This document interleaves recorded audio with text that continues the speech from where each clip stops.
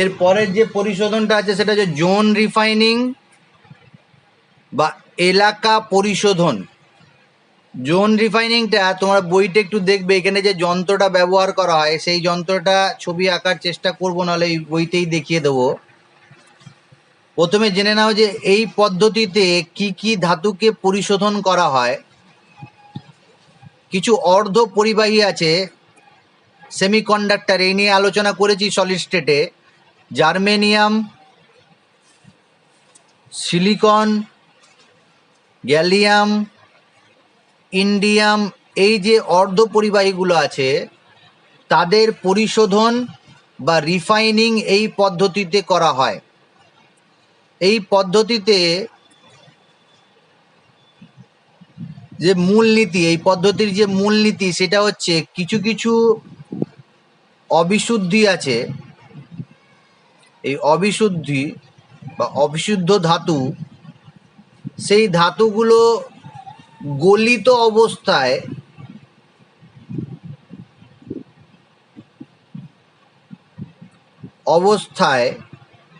ধাতুতে বেশি দ্রবীভূত হয়, ধাতুর মধ্যে বেশি দ্রাব্য, ব্যাপারটা বুঝিয়ে দেবো। আর কঠিন অবস্থায়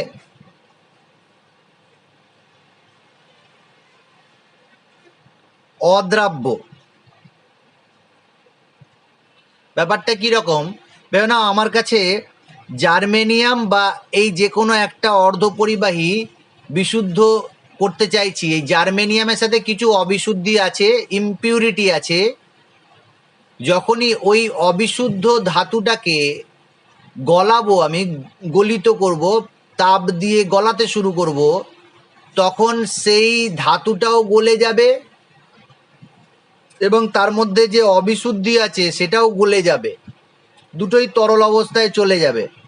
কিন্তু যখনই আমি ঠান্ডা করব, সেটাকে কঠিনে পরিণত করতে চাইব, তখন ধাতুটা, বিশুদ্ধ ধাতুটা সঙ্গে সঙ্গে বা তাড়াতাড়ি ক্রিস্টাল বা কঠিন অবস্থায় পরিণত হয়ে যাবে, কেলাসিত হয়ে যাবে।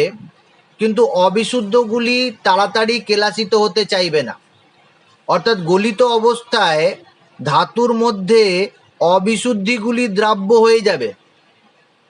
কিন্তু যখন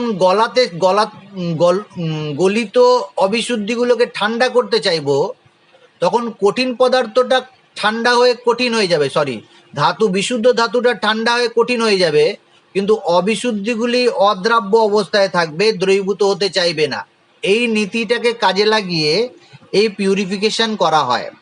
কি করা হয়, একটা হিট চেম্বার নেওয়া হয় বা একটা ইনার্ট চেম্বার, যেখানে নিষ্ক্রিয় অবস্থা আছে সেরকম একটা চেম্বার নিলাম। সেখানে ওই যে মেটালটা অবিশুদ্ধ অবস্থায় আছে, যাকে নিষ্কাশন করব, তার একটা মোটা রড এই চেম্বারের ভেতরে ঢুকিয়ে রাখলাম। এটার মধ্যে কি আছে, এটার মধ্যে বিশুদ্ধ মেটালটাও আছে আর অবিশুদ্ধ মেটালগুলো বা ইমপিউরিটিগুলোও আছে। এখন এই চেম্বারের ওপরে একটা রিং নেওয়া হয়, হিটার। বইতে একটু দেখে নেবে, ছবিটা আরো ভালো হবে। এরকম টাইপের একটা রিং আছে যেটা হিটারের মতো কাজ করে, এটাকে চলমান হিটার বলছি, যেটা এই দিক থেকে এই দিকে সরানো যায়। এই রিংটাকে হাতে করে নিশ্চয়ই নয়, এই রিংটাকে বাঁ দিক থেকে ডান দিক বা ডান দিক থেকে বাঁ দিকে সরানো যায়। এটা একটা চলমান রিং হিটার।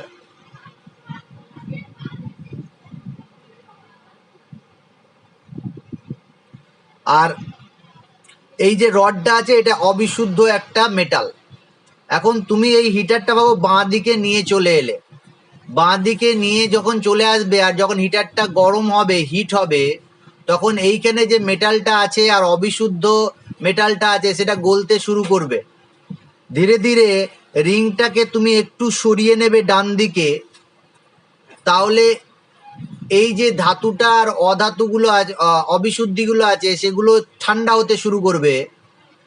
অবিশুদ্ধিগুলো গলিত অবস্থার সাথে সাথে যাবে, কারণ গলিত অবস্থায় বেশি দ্রাব্য অবিশুদ্ধিগুলো গলিত অবস্থার সাথে সাথে যাবে, আর যেটা ঠান্ডা হয়ে কঠিনে পরিণত হবে সেখানে কিন্তু অবিশুদ্ধি থাকবে না। কারণ কঠিন অবস্থায় অবিশুদ্ধিগুলো কম দ্রাব্য বা অদ্রাব্য, তাহলে যেটা গলে যাচ্ছে তার সাথে সাথে অবিশুদ্ধিগুলো যাবে, আর যেটা ঠান্ডা হয়ে কঠিনে পরিণত হচ্ছে সেখানে অবিশুদ্ধিগুলো থাকবে না। বোঝাতে পারলাম ব্যাপারটা? যত বেশি তুমি এইদিকে নিয়ে যাবে তখন এই যে জায়গাগুলো গলিত অবস্থায় থাকবে, অবিশুদ্ধগুলো তার সাথে গড়িয়ে গড়িয়ে চলে যাবে। কিন্তু কঠিন হয়ে যেটা জমে যাচ্ছে সেটা কিন্তু বিশুদ্ধ মেটাল হয়ে যাচ্ছে। যত তুমি বাঁ দিক থেকে ডান দিকে যাবে তত বাঁ দিকের জিনিসটা বিশুদ্ধ ধাতুতে পরিণত হবে, আর ডান দিকের জিনিসটা কি হবে, ডান দিকে আরো বেশি মোটা হতে শুরু করবে, আর এইখানে কিন্তু অবিশুদ্ধ ধাতুগুলো গলে গলে এই দিকে আসার চেষ্টা করবে।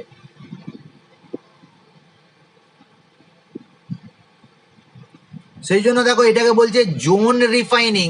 এলাকা মানে একটা অঞ্চলকে সে রিফাইন করছে, তাহলে বাঁ দিকের অঞ্চলটা কি হয়ে যাবে, বিশুদ্ধ ধাতুতে পরিণত হয়ে যাবে, ডান দিকের অঞ্চলটা বা অংশটা অবিশুদ্ধ ধাতুতে চলে আসবে। হ্যাঁ, এখানে অবশ্যই কিছু বিশুদ্ধ ধাতু থাকবে, কিন্তু একদম শেষের দিকে চলে আসবে সেটা। এই জায়গাটা অনেক মোটা হয়ে যাবে, এটাকে যদি কেটে দিই তাহলে অবিশুদ্ধি বেরিয়ে গেল, এই বাকি পোর্শনটা বিশুদ্ধ থেকে গেল। তাহলে এরকম করে বারবার হিটারটাকে বাঁ দিক থেকে ডান দিকে, বাঁ দিক থেকে ডান দিকে নিয়ে যাওয়া যায় যদি, তাহলে এই পোর্শনটা, বাঁ দিকের পোর্শনটা বিশুদ্ধ কঠিনে পরিণত হবে, আর ডান দিকে অবিশুদ্ধিগুলো জমা হতে শুরু করবে। এইভাবে যে পিউরিফিকেশনটা হচ্ছে তাকে বলছি জোন রিফাইনিং বা এলাকা পরিশোধন। এইখানে যে ধাতুগুলো পরিশোধন করা হয়, জার্মেনিয়াম, সিলিকন, গ্যালিয়াম, ইন্ডিয়াম, এই সমস্ত অর্ধ পরিবাহীগুলোকে পরিশোধন করা হয়। দেখা গেছে যে এখানে যে পরিশোধন করা হয় সেখানে জার্মেনিয়ামের ক্ষেত্রে দেখা গেছে যে 7 থেকে 10 ppm পার্টস পার মিলিয়ন, অনেক কম পরিমাণ। এইটুকু পরিমাণ অবিশুদ্ধি থাকে, বাকি সবটাই বিশুদ্ধ হয়ে যায়। 7.10 ppm মানে পার্টস পার মিলিয়নে পরিমাণ খুবই অল্প পরিমাণ, সূক্ষ্ম পরিমাণ অবিশুদ্ধি থাকে, বাকিটা পুরোটা পিউরিফাই হয়ে যায়। এটা জোন রিফাইনিং। তাহলে গলিত যে অবিশুদ্ধিগুলো আছে সেগুলো ডান দিকে যেতে শুরু করে আর বাঁ দিকটা পিওর হয়ে যায়, এটা কেটে বাদ দেওয়া হয়। তাহলে এখানে বুঝতে অসুবিধা নেই কারো। নেক্সট যেটা যাব আমি, পিউরিফিকেশন 5 নাম্বার, এটা 4 হয়ে গেল। 5 নাম্বারে হচ্ছে বাষ্পদশা পরিশোধন। বাষ্পদশা পরিশোধন, যেটাকে বলছি ভেপার ফেজ রিফাইনিং।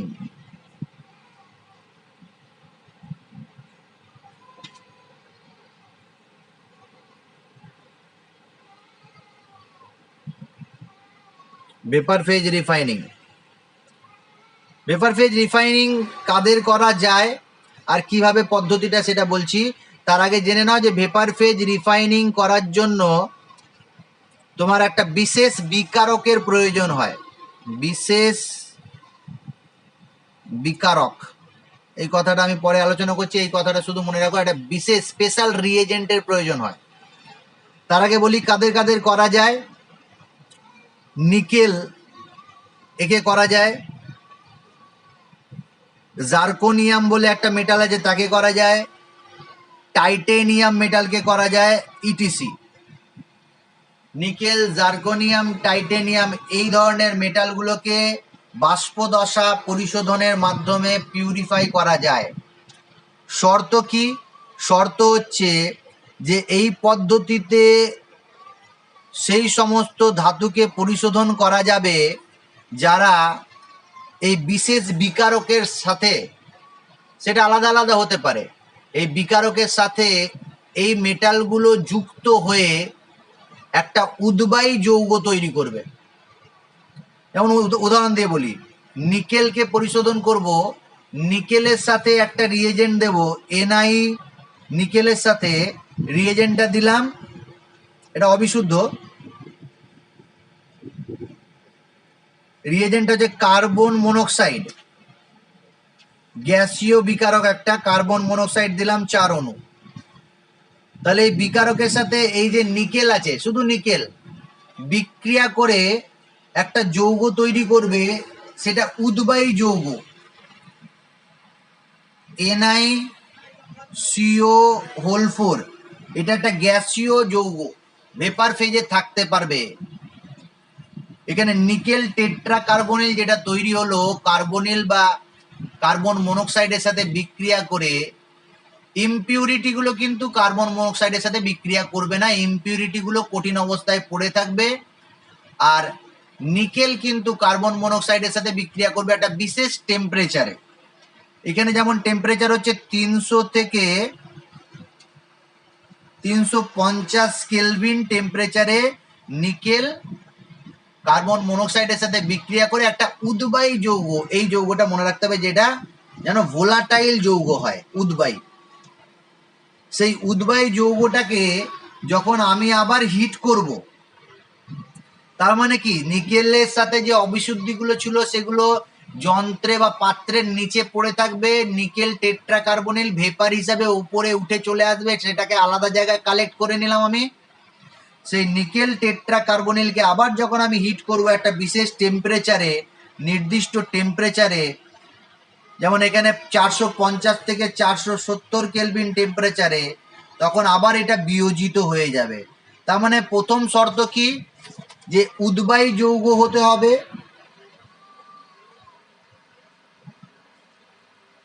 আর দ্বিতীয় শর্ত হচ্ছে বিয়োজিত হতে হবে সহজেই, তাকে সহজে বিয়োজিত হয়ে বিশুদ্ধ নিকেল আবার পেয়ে গেলে আর কার্বন মনোক্সাইড গ্যাস হিসাবে বেরিয়ে চলে গেল, তাহলে এটা বিশুদ্ধ নিকেল তুমি পেয়ে গেলে। এই ধরনের পদ্ধতি, পিউরিফিকেশনের পদ্ধতিকে বলা হচ্ছে বাষ্পদশা পরিশোধন। অর্থাৎ অবিশুদ্ধির মধ্যে মেটালটাকে বাষ্পদশায় আগে নিয়ে যাওয়া হচ্ছে, সেই বাষ্পদশায় আবার তাকে বিয়োজিত করে বিশুদ্ধ নিকেলকে, বিশুদ্ধ মেটালকে পাওয়া যাচ্ছে। মন্ড বলে একটা পদ্ধতি, মন্ডের পদ্ধতিতে নিকেল নিষ্কাশন করা হয়। আর জার্কোনিয়াম আর টাইটেনিয়ামকে ভ্যান আর্কেন পদ্ধতিতে নিষ্কাশন করা হয়। বই থাকলে বানানটা দেখে নিতে পারো, ভ্যান আর্কেন। আর মন্ডের পদ্ধতিতে নিকেল নিষ্কাশন করা হয়। তাহলে এইখানেও জার্কোনিয়াম বা টাইটেনিয়ামকে প্রথমে কি করতে হবে একটু বলো, নিজে থেকেই বলো কি করতে হবে। প্রথমে কি করতে হবে, জার্কোনিয়াম বা টাইটেনিয়ামকে প্রথমে একটা বিশেষ বিকারকের সাথে বিক্রিয়া ঘটাতে হবে। কেন আমি জার্কোনিয়াম বলছি, জার্কোনিয়ামের সাথে বিশেষ বিকারকটা হচ্ছে আয়োডিন। আয়োডিনের সাথে আমি বিক্রিয়া করালাম অবিশুদ্ধ জার্কোনিয়াম, তাহলে কি তৈরি হবে, এই জায়গাটা তোমরা নিজে বলো কি তৈরি হবে।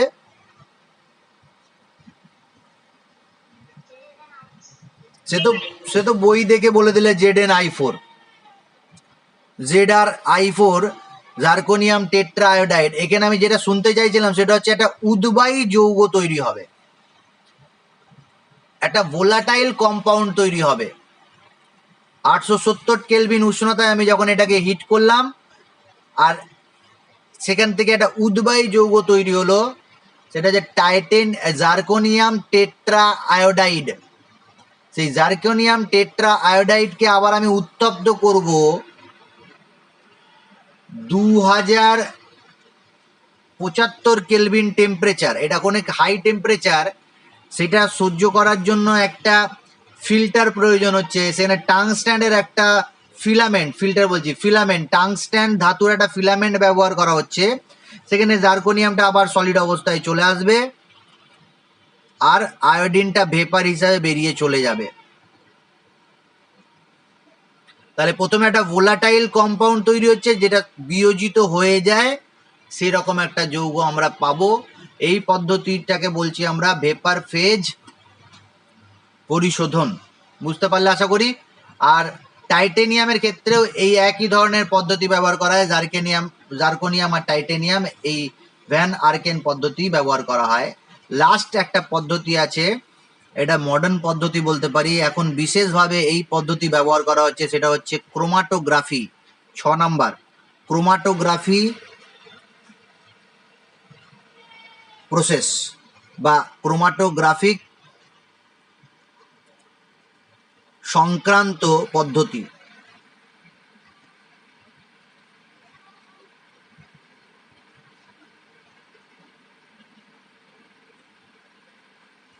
ক্রোমাটোগ্রাফি কথাটা আগে কোথাও না কোথাও শুনে থাকবে তোমরা।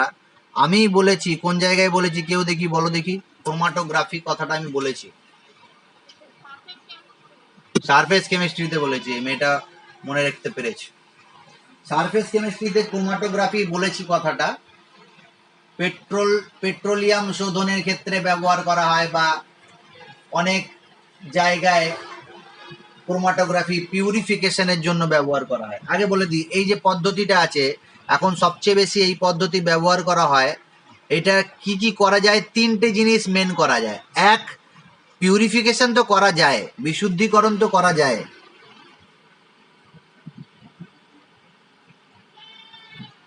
এছাড়া কি কি করা যায়? এছাড়া করা যায় পৃথকীকরণ, সেপারেশনও করা যায় এই পদ্ধতির সাহায্যে। দেখো, পৃথকীকরণ যদি না করা যায় তাহলে বিশুদ্ধিকরণ কিভাবে করবে? আমরা যে এতক্ষণ যে আলোচনাগুলো করছি অ্যাকচুয়ালি তো পৃথকীকরণ, সেপারেশন করছি, আর চ্যাপ্টারটার নামই হচ্ছে মৌলের পৃথকীকরণ। তাহলে মৌলের পৃথকীকরণের জন্য ও ক্রোমাটোগ্রাফি ব্যবহার করা হয়।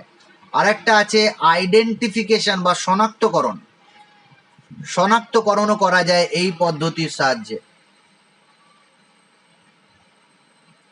তাহলে পিউরিফিকেশন বা রিফাইনিং, সেপারেশন বা পৃথকীকরণ, আর শনাক্তকরণ বা আইডেন্টিফিকেশন, এই তিনটেই করা যায়। আমাদের প্রয়োজন বিশুদ্ধিকরণটা। ক্রোমাটোগ্রাফি, অনেক রকমের ক্রোমাটোগ্রাফি হয়। এখানে তোমাদের বইতে 5 রকমের ক্রোমাটোগ্রাফির কথা বলা হয়েছে। একবার রিডিং পড়ে নেবে কত রকমের ক্রোমাটোগ্রাফির কথা। তোমাকে হয়তো জিজ্ঞাসা করবে না যে ক্রোমাটোগ্রাফি কয় প্রকার, কিন্তু একটু মনে রাখা বা জানা দরকার, ভবিষ্যতে প্রয়োজন হতে পারে। এই যে পদ্ধতিটা তোমাকে শেখাচ্ছি আমি, কেমিস্ট্রির একটা জিনিস, কিন্তু যে কোনো সাবজেক্ট নিয়ে পড়াশোনা করলে হায়ার লেভেলে এটা প্রয়োজন হয়। তুমি বায়োলজি নিয়ে পড়ো, ফিজিক্স নিয়ে পড়ো, বা কেমিস্ট্রি নিয়ে পড়ো, কিছু কিছু জায়গায় ম্যাথামেটিক্স নিয়ে পড়লেও কিছু কিছু জায়গায় ক্রোমাটোগ্রাফির হেল্প নিতে হতে পারে। কি কি ধরনের ক্রোমাটোগ্রাফি আছে? 1 নাম্বার, বই থেকে একটু দেখবে, কালাম ক্রোমাটোগ্রাফি।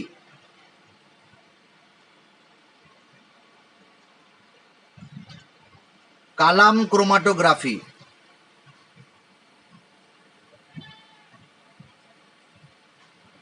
2 নম্বর, থিন লেয়ার ক্রোমাটোগ্রাফি, যেটাকে বলা হয় টিএলসি, থিন লেয়ার ক্রোমাটোগ্রাফি। বাংলায় বলছে সূক্ষ্ম স্তর ক্রোমাটোগ্রাফি। নেক্সট আসছে high performance liquid chromatography, high performance liquid chromatography, HPLC. এরপর আসছে gas liquid chromatography, 4 number, GLC, gas liquid chromatography. আর লাস্টে যেটা বলছে paper chromatography, 5 number, paper chromatography. এই কটা ক্রোমাটোগ্রাফির কথা বলা হয়েছে। এর মধ্যে সব থেকে বেশি ব্যবহার করা হয় কালাম ক্রোমাটোগ্রাফি বা স্তম্ভ ক্রোমাটোগ্রাফি। এই ক্রোমাটোগ্রাফি প্রচুর ব্যবহার করা হয়, বিশেষ করে আমি দেখেছি অর্গানিক কেমিস্ট্রিতে বিশেষ করে ব্যবহার করা হয়। এখানে কি মূল নীতিটা শুনে নাও, এটা একবার রিডিং পড়বে। মূল নীতি, এখানে একটা কাঁচের, যেহেতু কালাম ক্রোমাটোগ্রাফিটা ব্যাখ্যা দিয়েছি, বাকিগুলো আমাদের এখানে বলা নেই, যদি জানার ইচ্ছে থাকে বলবে, আমি কোনোদিন জানিয়ে দেবো। কালাম ক্রোমাটোগ্রাফিতে একটা কালাম নেওয়া হয়। কালাম মানে এরকম কাঁচের তৈরি, এরকম দেখতে হয়।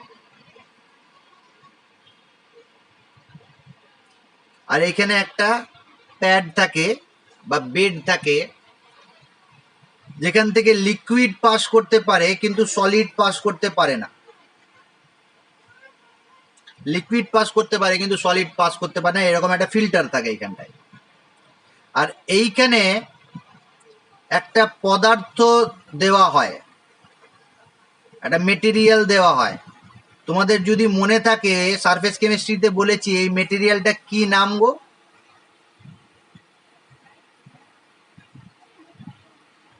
এখানে একটা সলিড, কঠিন পদার্থ, বিশেষ করে সলিড স্টেট একটা সলিড মেটেরিয়াল দেওয়া হয়, সেটা তরলে দ্রবীভূত করে মানে গুলে নিয়েও দেওয়া হয়। সেটা সিলিকা জেল হতে পারে বা অ্যালুমিনা হতে পারে, বিশেষ করে এই দুটোই ব্যবহার করা হয়, সিলিকা জেল আর অ্যালুমিনা। এছাড়া ম্যাগনেসিয়াম অক্সাইড, স্টার্চ ইত্যাদি ব্যবহার করা যেতে পারে, কিন্তু বিশেষ করে কালাম ক্রোমোটোগ্রাফিতে দুটো জিনিস ব্যবহার করা হয়, সেটা হচ্ছে অ্যালুমিনা, কঠিন অ্যালুমিনা বা সিলিকা জেল। এই যে সিলিকা জেল বা অ্যালুমিনা, এরা কি ধরনের পদার্থ? এরা অধিশোষক, মনে পড়ছে? এরা অধিশোষক, অ্যাডজর্বেট আর অ্যাডজর্বেন্ট, এই কথাগুলো বলেছিলাম। এরা অধিশোষক একটা পদার্থ, অর্থাৎ এইখানে অন্য কোনো পদার্থ দিলে সেটা তাদের গায়ে লেগে যায়। এই যে দশাটা বলছি, কঠিন দশাটা বা যেটা স্থির থাকে, যেটা নড়ে না, এখানে ফিক্সড হয়ে গেল, এই বেড যেটা তৈরি হলো, সেই বেডটাকে বলছি আমি নিশ্চল দশা, স্টেশনারি ফেজ বলা হয় ইংলিশে, নিশ্চল দশা। এইটা ফিক্সড। এইখানে কিছু সলভেন্ট দেওয়া হয়,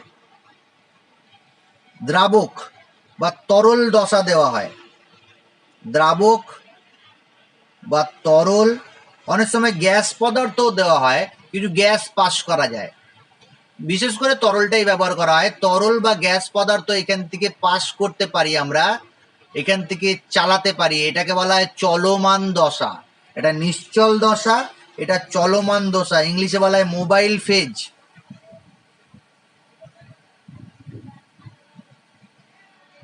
তাহলে এইখানে সাধারণত একটা সলভেন্ট বা দ্রাবক বা গ্যাস ব্যবহার করা হয়। তাহলে দুটো দশা আছে, একটা ফিক্সড, একটা মোবাইল। এখন তুমি ভেবে নাও তোমার কাছে অনেকগুলো মিক্সচার আছে, এ বি সি। এখন মনে মনে ভাবো যে এখানে অনেকগুলো, এখানে তার মধ্যে এইটা মেটালটা আমি নিষ্কাশন করতে চাইছি, যেহেতু ধাতু নিষ্কাশন বলছি, এই মেটালটা নিষ্কাশন করতে চাইছি, এই দুটো ইমপিউরিটি বা এই কম্পাউন্ডটা আমি নিষ্কাশন করতে চাইছি, আর এই দুটো ইমপিউরিটি। এইগুলো বিশেষ করে করা হয় যাদের কেমিক্যাল রিয়াকশন, ইমপিউরিটির কেমিক্যাল রিয়াকশন, আর যে পিওর মেটালটা বা যে পিওর সাবস্টেন্সটা তারও কেমিক্যাল রিয়াকশন একই রকমের, একই প্রকৃতি, কেমিক্যালি সেপারেট করতে পারছি না, তখন এটা ব্যবহার করা হয়। তো এটা আমার চাই, আর বি আর সি কে চাই না, কিন্তু এখানে তিনটেকেই পৃথক করতে পারি, এ বি সি কে পৃথক করতে পারি, আবার আলাদা করে শনাক্তও করতে পারি। এখন আমার প্রশ্ন হচ্ছে তোমাদের কাছে, এই যে এ, বি বা সি, এই তিনটেকে যখন আমি এই ওপরে দেব, এই বেডটার ওপরে দেব, তখন তো এই বেডটা মানে এটাকে গুলে দিলাম, একটা সলভেন্টে গুলে ঢেলে দিলাম, তাহলে এই বেডটা বে নিচে তো নামতে শুরু করবে, এইটা এই এবিসি তো নিচে নামতে শুরু করবে।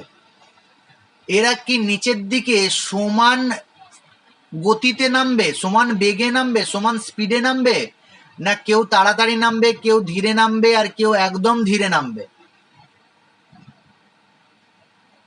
এটা প্রশ্ন। যখন উপরে আমি এই তিনটে কম্পাউন্ডের মিক্সচারটাকে দিয়ে দেবো আর উপর থেকে সলভেন্ট দেবো ধীরে ধীরে, তাহলে এই তিনটেই কি সমান গতিতে নামবে, না আলাদা গতিতে নামবে?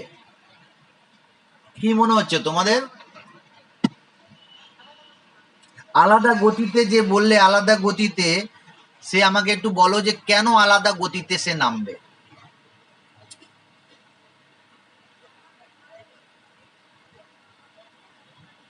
কেন সে আলাদা গতিতে নামবে, এটা আমাকে একটু বলো।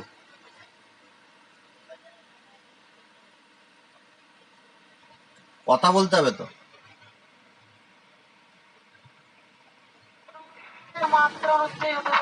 হ্যাঁ,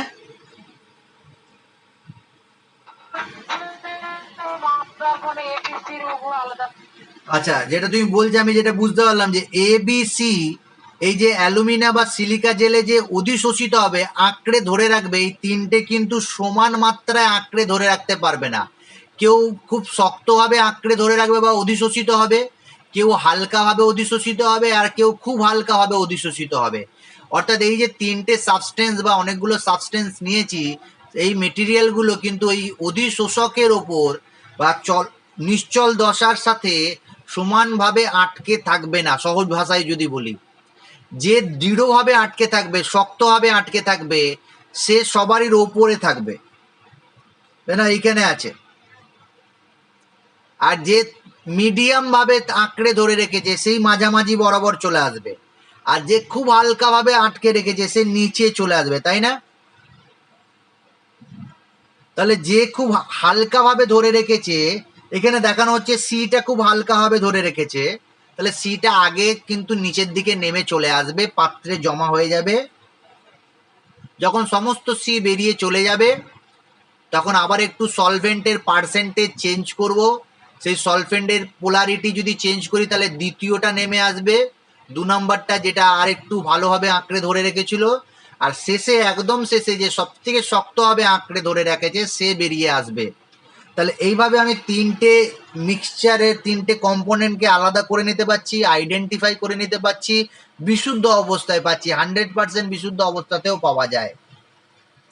তাহলে এইটা হলো ক্রোমাটোগ্রাফি বা কালাম ক্রোমাটোগ্রাফির মূল নীতি, ঠিক আছে? এবার যদি পদার্থটা রঙিন হয় তাহলে তুমি এই যে লেয়ারগুলো পাচ্ছ সেটা বিভিন্ন রঙের পাবে লেয়ারগুলো। এ কম্পাউন্ডটা লাল, বি কম্পাউন্ডটা সবুজ, আর সি কম্পাউন্ডটা হলুদ। তাহলে লাল, সবুজ আর হলুদের তিনটে পটি পাবে, তিনটে ব্যান্ড পাবে। এটাকে অ্যাকচুয়ালি ক্রোমাটোগ্রাফি বলছি। ক্রোমাটোগ্রাফ, একটা রঙিন পটিকে বলা হয় ক্রোমাটোগ্রাফ, সেখান থেকে কথাটা এসছে ক্রোমাটোগ্রাফি। কিন্তু যদি কালারলেস থাকে তাহলেও সেপারেট করা যায়।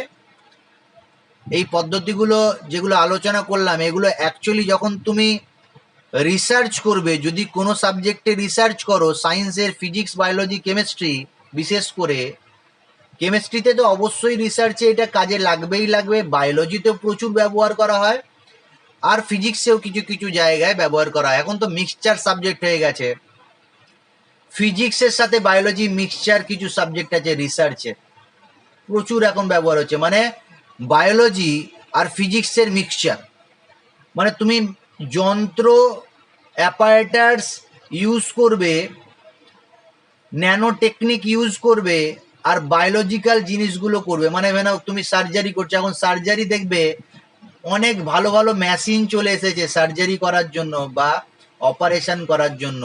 সেই যে মেশিনগুলো আমরা ব্যবহার করছি সেগুলো ফিজিক্সের মাধ্যমে ডেভেলপ হয়েছে। তাহলে ওই ফিজিক্স প্লাস বায়োলজি নিয়েও কাজ করতে গিয়ে, আর কেমিস্ট্রি নিয়ে তো কাজ আছে, কেমিস্ট্রি ছাড়া বায়োলজি আর কি চলবে না। আমি কেমিস্ট্রির টিচার বলে বলছি না, তুমি নিজেই যখন বায়োলজি নিয়ে বা মেডিকেল সায়েন্সে গিয়ে পড়াশোনা করবে তখন দেখবে কেমিস্ট্রি ছাড়া বায়োলজি চলছে না, মেডিকেল চলছে না, এটা জড়িত আছে দুটোই। আর তুমি যখন অপারেশন বা কোনো জায়গায় তুমি যাবে সার্জারি করতে বা তুমি ওই রিলেটেড কিছু কাজ করতে যাবে, ফিজিক্সের অ্যাপারেটার্স ছাড়া চলবে না। তাহলে সব রিলেটেড, আর এই সমস্ত কিছু ক্যালকুলেশন ছাড়া চলবে না, সূক্ষ্ম ক্যালকুলেশনের প্রয়োজন আছে, সেগুলো ম্যাথামেটিক্স ছাড়া চলবে না। তাহলে রিলেটেড জিনিসপত্র, কোনো সাবজেক্টই আলাদাভাবে তার কোনো ভ্যালু নেই, মিক্সচার সব কিছুই আমাদেরকে শিখতে হবে। সেই জন্য সব সাবজেক্টই তোমাদের পড়ানো হচ্ছে, ফিজিক্স, কেমিস্ট্রি, বায়োলজি, ম্যাথামেটিক্স, আর বাংলা ইংরেজিও প্রয়োজন হচ্ছে। তাহলে একটা আর একটার সাথে জড়িত আছে। ক্রোমাটোগ্রাফি বলতে গিয়ে ওই দু একটা কথা বলে দিলাম। তাহলে এইটা হচ্ছে ক্রোমাটোগ্রাফি প্রসেস, এই প্রসেসের মাধ্যমে পিউরিফিকেশন হয়। এই পিউরিফিকেশন এই কটা বিশেষ প্রসেস ছিল: ডিস্টিলেশন 1 নাম্বার, 2 নাম্বার লিকুয়েশন বা তরলায়ন, 3 নাম্বার তড়িৎ বিশ্লেষণ পদ্ধতি বা ইলেকট্রোলাইসিস প্রসেস, আর 4 নাম্বার বললাম জোন রিফাইনিং, আর 5 নাম্বার বললাম ভেপার ফেজ রিফাইনিং, আর 6 নাম্বার কি বললাম, ক্রোমাটোগ্রাফি। এই 6টা পদ্ধতি বলা হয়েছে তোমাদের বইতে, আমি এই 6টা পদ্ধতি আলোচনা করলাম।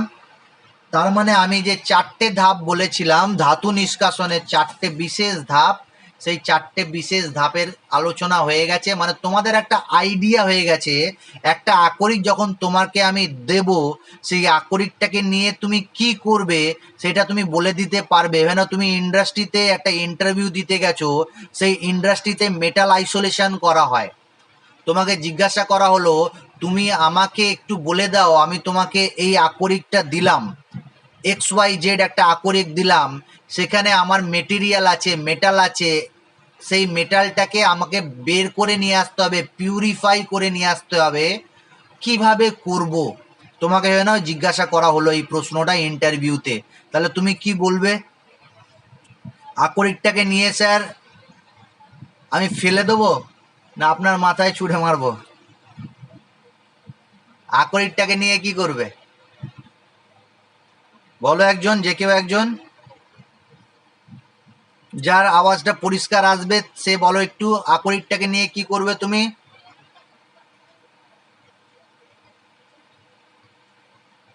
একজন কেউ?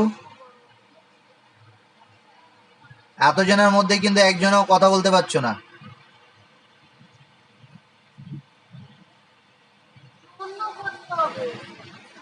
পুরো বলো, শুধু ওই চূর্ণ করে দেবে ব্যাস? চূর্ণ করে পাউডার করে কি গায়ে মেখে নেবে না খেয়ে নেবে? হ্যাঁ বলো।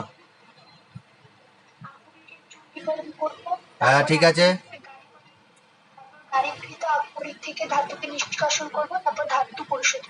এটা হয়ে গেল ঠিক মূল একদম ধাপ 4টে। এবার আমি যদি বলি গাড়িকরণ যেটা করব, সেই গাড়িকরণ পদ্ধতি কি আছে, কি কি পদ্ধতি আছে গাড়িকরণের? কার মনে আছে? গাড়িকরণের কি কি পদ্ধতি আমাদের জানা আছে? ভুলে গেলে হবে? বলো, গাড়িকরণের কি কি পদ্ধতি জানা আছে আমাদের? অভিকর্ষজ পৃথকীকরণ, গাড়িকরণের পদ্ধতিগুলো বলছি। অভিকর্ষজ পৃথকীকরণ, ফেনা ভাসমান পদ্ধতি, চুম্বকীয় পৃথকীকরণ, আর রাসায়নিক পৃথকীকরণ। রাসায়নিক পৃথকীকরণের আর একটা নাম বলেছিলাম, কি নাম ছিল সেটা? লিচিং। তার মানে এই যে পদ্ধতিগুলো আছে সেই পদ্ধতিগুলো একটু আমাদেরকে বলে দিতে হবে, তবে তো ইন্টারভিউ বোর্ডে যে বসে আছে সে তো ইমপ্রেস হবে, নাহলে কি করে ইমপ্রেস হবে? তোমাকে চাকরি দেবে না সে। গাড়িকরণ বলে দিলে হবে না, সেই পদ্ধতিগুলো বলতে হবে। তারপরে গাড়িকৃত আকরিক থেকে যখন আমি ধাতুকে নিষ্কাশন করব, অবিশুদ্ধ ধাতুকে, সেই অবিশুদ্ধ ধাতুকে নিষ্কাশন করার জন্য কি কি পদ্ধতি আমি ব্যবহার করব? তাপজারণ বা বশীকরণ, তাই না? তাপজারণ আর বশীকরণ। আর সেখানে কি কি হয়? অ্যাকচুয়ালি রিডাকশন হয়। কার্বন বিজারণ পদ্ধতি, অ্যালুমিনিয়াম দ্বারা বিজারণ হয়, শত বিজারণ হয়, তড়িৎ বিজারণ হয়। 4টে বিজারণের কথা বলেছি। কার্বন বিজারণ, অ্যালুমিনিয়াম দ্বারা বিজারণ, শত বিজারণ, তড়িৎ বিজারণ। অ্যালুমিনিয়াম দ্বারা বিজারণ এই পদ্ধতিটা একটা নাম ছিল, কি নাম ছিল সেটার? গোল্ড স্মিথের থার্মিট পদ্ধতি। Very good. তাহলে এই এই পদ্ধতিগুলো তোমাকে 4টে বলতে হলো। এরপরে চলে এলাম আমি বিশুদ্ধিকরণে। বিশুদ্ধিকরণে কতগুলো পদ্ধতি আজকে বললাম? 6টা পদ্ধতি। কি কি বললাম?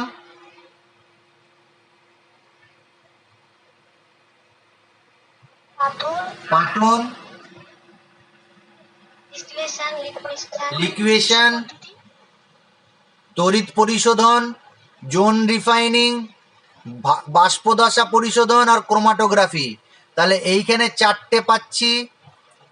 গাড়িকরণের 4টে পদ্ধতি বললেই হয়ে যাবে, আর বেশি না বললেও হবে। বিশেষ 4টে পদ্ধতি বলে দিলে।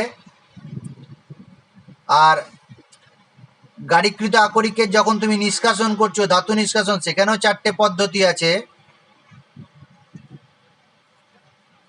আর এখানে 6টা পদ্ধতি আছে, পিউরিফিকেশনের 6টা পদ্ধতি।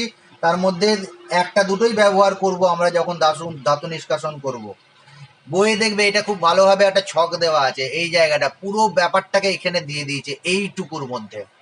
এই যে মেথড, এটা হচ্ছে একটা বড় জিনিসকে ছোট করার মেথড। এটা যদি তুমি শিখে নিতে পারো তাহলে পড়াটা, এবার তুমি যদি পরীক্ষার সময় এটা যদি একবার দেখে যাও আর সমস্ত পেছনের জিনিসগুলো যদি তোমার মনে পড়ে যায়, তাহলে তো আমার অনেক সুবিধা হবে, অনেক কম টাইমে বেশি পড়া হয়ে যাবে। না তুমি এই এই ছকটা দেখলে আর এই ছকটা থেকে তুমি সবকিছু বলে দিতে পারলে, তাই না? এবার তুমি এইটা পড়ে নেবার পর আরেকটু এই জিনিসগুলো আছে, একটু বই থেকে পড়ে নেবে, আমি এখানেই বলে দিচ্ছি সেটা। ধাতুর ব্যবহারগুলো পড়ে নেবে। এই 4টে ধাতুর ব্যবহার খুব ভালোভাবে 2টো করে ব্যবহার করবে, তাহলেই হবে। আর এখানে কিছু ধাতু সংকর বলা আছে, সেই ধাতু সংকরগুলোকেও পড়তে হবে। আমি লাস্টের দিকে বলে দেবো ধাতু সংকর কি কি বিশেষভাবে পড়বে। তাহলে এখান পর্যন্তই থাকবে। যদি কোনো প্রশ্ন থাকে আমাকে করো।